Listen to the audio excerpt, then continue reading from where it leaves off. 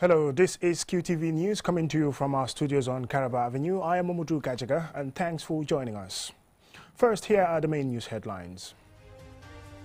As today marks the 104th anniversary of the end of the First World War, the British High Commission in the Gambia organized a Remembrance Day service for the fallen heroes of World War, that's the World War, the bloodiest war in the world.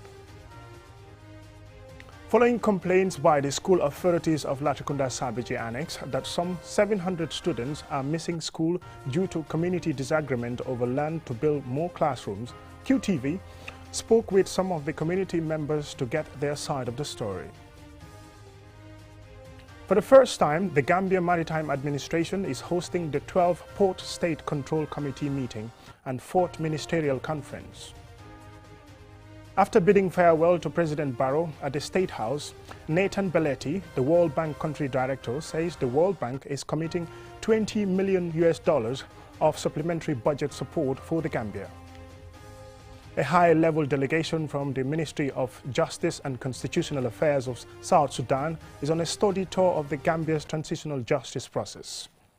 Those were the news headlines, and now the news in detail.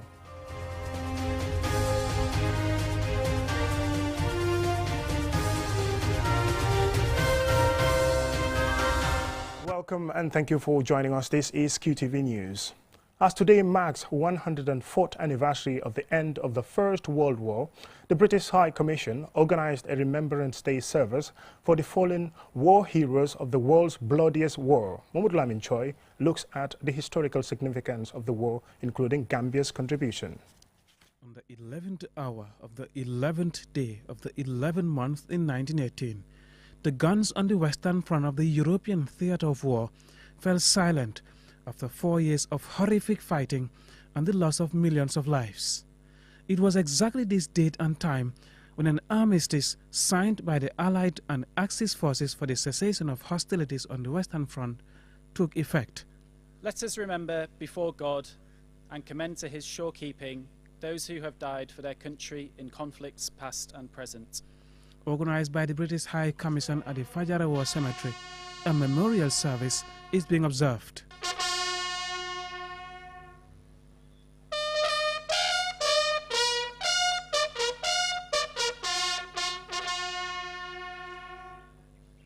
The end of the First World War is remembered to pay homage to those that sacrificed and fought during the hostilities. This included up to 2,000 young Gambian men conscripted as part of the not yet independent British Empire from the Gambia Regiment to fight under the banner of the West Africa Frontier Force. Hassan Sise is a Gambian historian. Both in the First World War and in the Second World War, Gambians participated, lost their lives, like dozens were wounded, so as to help to save the world from the menace of Hitler and his cohorts. That's Mussolini and Imperial Japan.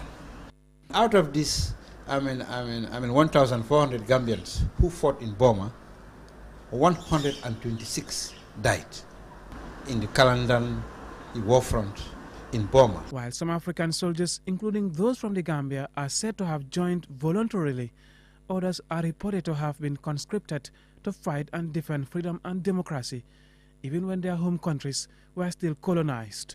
On this significant day of remembrance, the British High Commissioner David Belgrove, on behalf of His Majesty King Charles III, recognizes the bravery and sacrifice of Gambia's war heroes. Of particular note is the Battle of Modoc in Burma, where the 1st Battalion of the Gambian Regiment was honoured.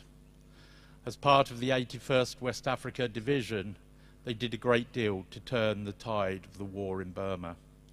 The bravery of those soldiers, all of whom were volunteers, is remembered with pride, together with that of the forces of other Commonwealth countries. This year's Remembrance Service is unique in that it is happening without any surviving World War veteran in the Gambia, the last World War II hero having passed away in July this year after living for more than a century. At this ceremony, 2 minutes silence is observed, followed by a wreath laying to pay special tribute to the war heroes for their contribution to the peace and freedom we all enjoy. At the going down of the sun and in the morning, we will remember them.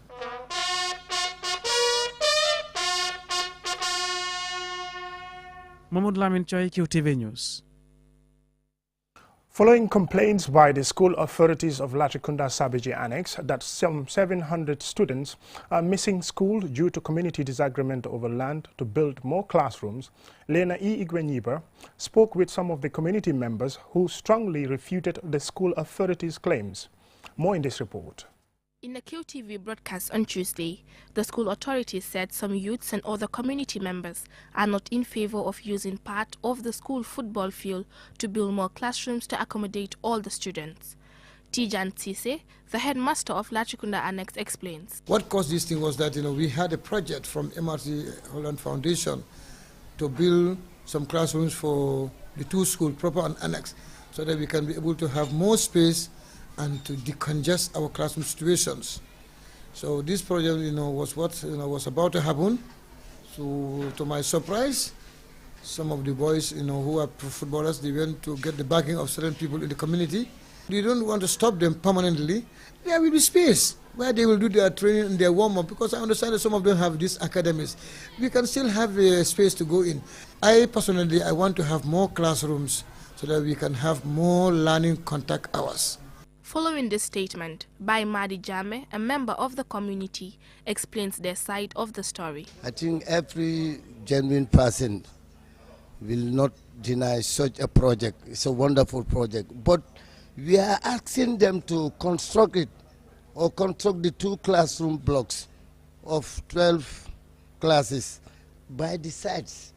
There are enough spaces where they can construct those two classroom blocks at the school.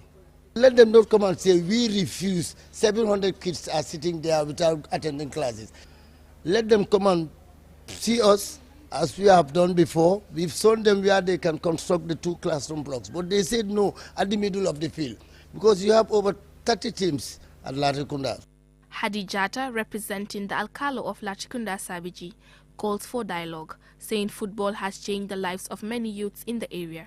That field has done a lot, and it has caused a great impact within the community and the youths of Latrikunda Sabiji. We need that field, not only for the youths, but also for the students to do their physical exercise, as it is a subject in the education.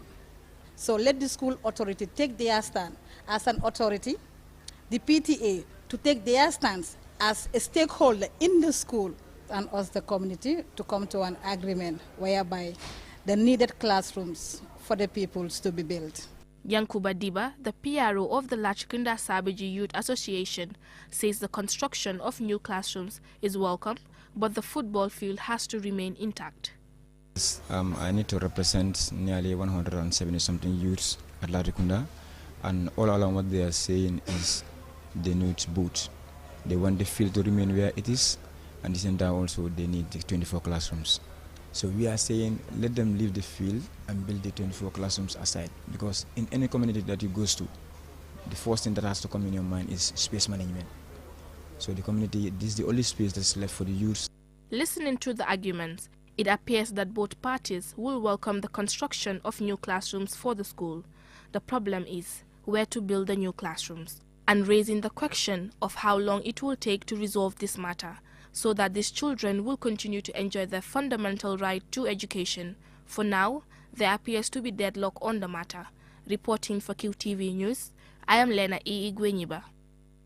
Now, for the first time, the Gambia Maritime Administration is hosting the 12th Port State Control Community Meeting and the 4th Ministerial Conference to provide stronger and effective compliance mechanisms for safer shipping. Suleiman Dabo attended and filed in this report. This is the first time the Gambia Maritime Administration is hosting such an event in relation to the Abuja Memorandum of Understanding on Port State Control for West and Central Africa. Challenges such as efficient inspection of shipping vessels, encouraging non-member states to join the regional group, and ratification of various conventions crucial to the work of member countries are some of the topics being discussed under the theme Inspecting with Integrity, Promoting Regional Cooperation to eliminate substandard shipping. The Abuja Memorandum of Understanding is one of 10 regional port state control regimes. It was established 23 years ago and has a current membership of 18 countries. It aims to create cooperation among member states to effectively conduct inspection of shipping vessels according to accepted international standards. While the theme, inspecting with integrity, promoting regional cooperation to eliminate substandard shipping, signals the recognition of substandard shipping practices that needs to be addressed. This meeting is also happening when ports around the world are recovering from the effects of the COVID-19 pandemic and the escalating war in Ukraine. This discovery is significant for the overall performance of these member countries, as emphasized by Captain Sunday Omorin, the Secretary General of the Council of the Port State Control Committee Secretariat. The analysis revealed that only 55% of our member states are conducting port state inspection, which shows us as the worst performing MOU in the light of things. Noting that while some member states are still struggling to meet the minimum 15% inspection rate, others are yet to commence inspection. It was also observed that the detention rate is generally very low from the Abuja MOU region. To achieve the 15% inspection target set by the Secretariat, failing countries must be ready to learn from those who have achieved this target or are on track in achieving it. And importantly, member countries must ratify conventions related to the Abuja MOU because it is a crucial component in achieving the target.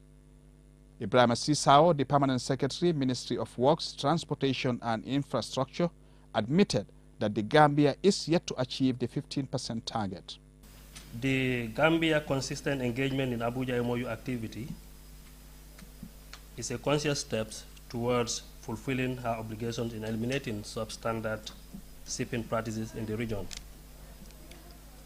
Mr. Chairman, it is pertinent to reiterate that the sole objective of port state control inspection is to eliminate substandard shipping practices while serving as a safety net that calibrate flag state performance. According to PS Sisao, despite these challenges, the Gambia has ratified most of the relevant IMO and ILO conventions for port inspection.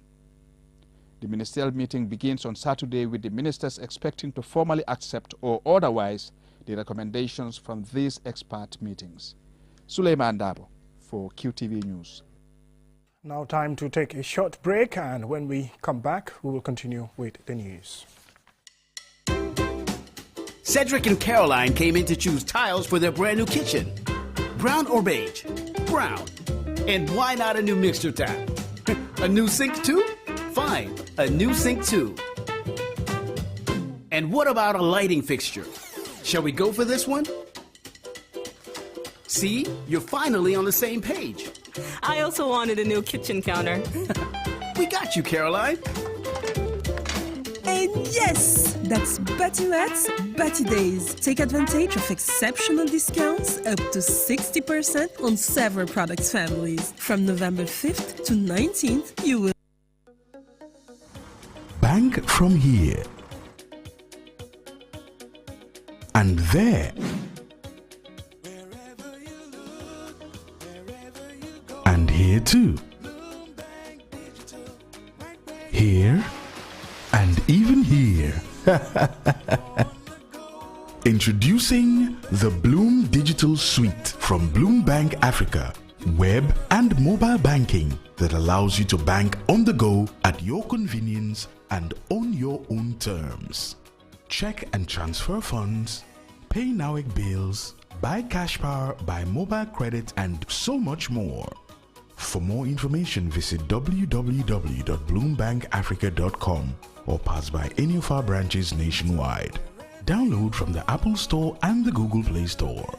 Bloom Digital Web and Mobile Banking on the go from Bloom Bank Africa.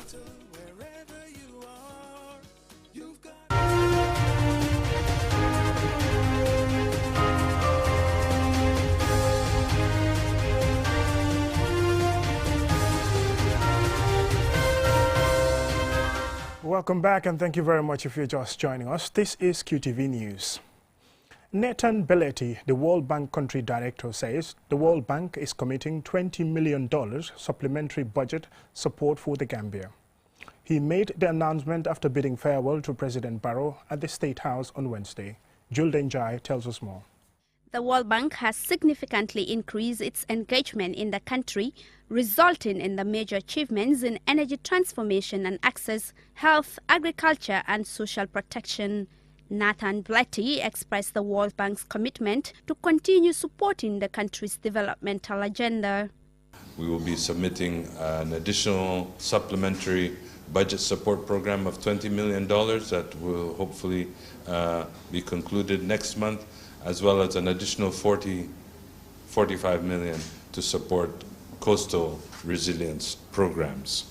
In addition to that, in 2024, we expect to increase our financing by another $100 million in support of human capital, which includes activities in education, technical and vocational training, as well as health support services, as well as reinforcing governance measures with a $50 million engagement to really help address issues of governance in the Gambia. Mr. Belletti expressed appreciation to President Barrow for giving them a space to share their thoughts and concerns on government's efforts to enhance development in the country. Mr. Belletti strongly believes that the Gambia is on the right track to achieving its developmental aspirations.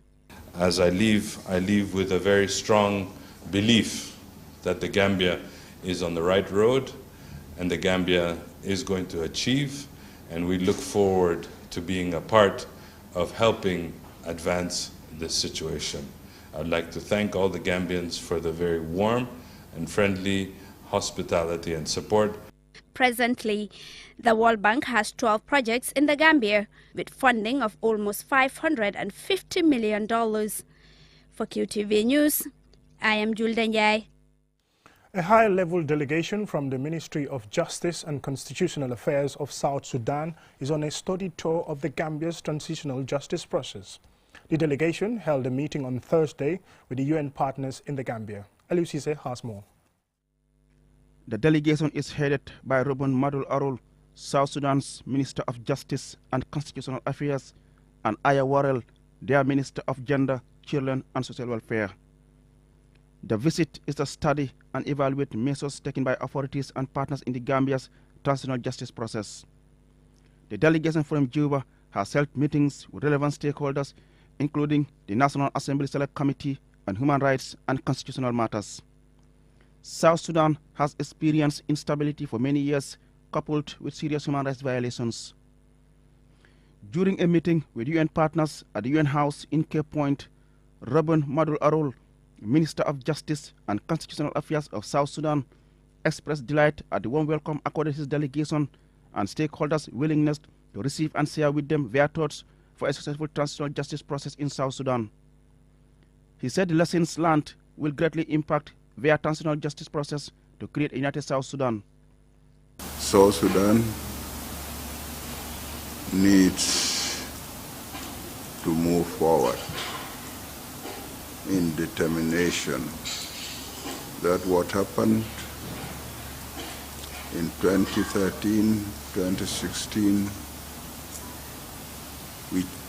parts of which are happening now, should never happen again.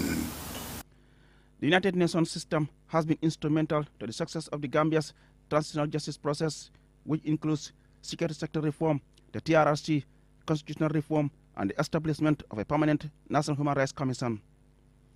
Yesterday, the UNDP country representative in the Gambia, together with our South Sudan counterpart, Dr. Samuel G. Doe, who is also part of the delegation, welcomed the visit and renewed the UNDP's support to South Sudan as it prepares to develop its own transitional justice legal framework. For them, the visit shows that the Gambia has achieved something significant that can inspire other countries. The issue and the intent for the Gambians to make sure that there's no recurrent and it never again happen, I think required a whole society mobilization. It's why the UN approach was really to see how best we can support the Gambians in this very painful process, but also to make sure that the results can be a path for the way forward. The children's stories were done in ways through arts and craft, storytelling, all sorts of mechanisms they use to be able to do that. But that's one thing that we may want to consider in South Sudan. Yeah. Gordon Jonathan Lewis, the UNICEF country representative, says his thought on the need for South Sudan to focus on sounding the views of children and young people in setting up transitional justice mechanisms. This is a very useful mechanism to find out what are the sentiments, what are the views, and what are the priorities that the young sector of a population see in terms of national development, economic growth, peace and reconciliation. So this could be a very interesting tool for you to look at. Other members of the delegation, including Aya Warrell, Minister of Gender, Children and Social Welfare of South Sudan, described the visit as fruitful and promised to put into practice lessons learned to strengthen their transitional justice process. Reporting for QTV News, I am Aliou Cissé. President Adama Barrow accepted the letter of credence of People's Republic of China on Thursday, marking the beginning of his diplomatic postings to the Gambia. The new Chinese ambassador pledged to further strengthen Gambia-China relationship and cooperation on socio-economic development. Mamadou Lamin Choi reports. Well, we apologized. We could not bring you that story. Now, a recap of our main news headlines. As today marks 104th anniversary of the end of the First World War, the British High Commission organized a Remembrance Day service for the fallen war heroes of the world's bloodiest war. Following complaints by the school authorities of Latrikunda Sabiji Annex that some 700 students are missing school due to community disagreement over land to build more classrooms, QTV spoke with some of the community members to get their side of the story. For the first time, the Gambia Maritime Administration is hosting the 12th Port State Control Committee meeting and 4th Ministerial Conference. After bidding farewell to President Adama Barrow at the State House, Nathan Belletti, the World Bank Country Director, says the World Bank is committing $20 million supplementary budget to support the Gambia. A high-level delegation from the Ministry of Justice and Constitutional Affairs of South Sudan is on a study tour of the Gambia's transitional justice process. Well, that's it for QTV News tonight. Thank you very much for watching. Join us tomorrow for more news and have a pleasant night.